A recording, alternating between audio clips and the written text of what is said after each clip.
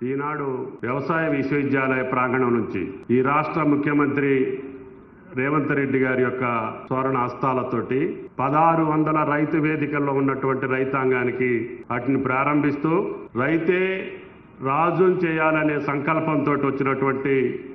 కాంగ్రెస్ ప్రభుత్వం ఇందిరమ్మ రాజ్యంలో ప్రజారాజ్యంలో ప్రజాపాలన చేస్తూ రేవంత్ రెడ్డి గారు సంవత్సరాల కాలంలో పార్లమెంట్ ఎన్నికలకి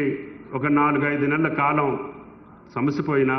ఒకే సంవత్సర కాలంలో ఈ రాష్ట్ర రైతాంగానికి 70,000 కోట్ల రూపాయలు ఖర్చు చేసినటువంటి ఏకైక ప్రభుత్వం భారతదేశంలో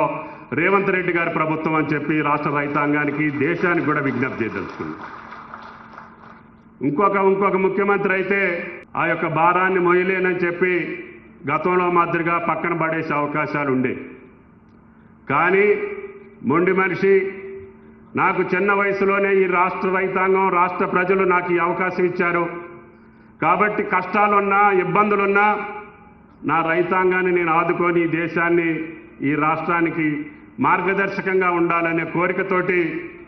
రైతు రుణమాఫీ అనేటటువంటి బృహత్తర పథకం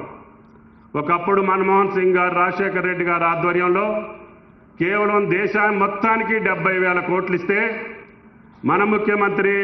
రైతాంగ ముఖ్యమంత్రి రైతుల కోసం 21,000 కోట్లు ఒకే పంట కాలంలో ఇచ్చినటువంటి ఏకైక ముఖ్యమంత్రి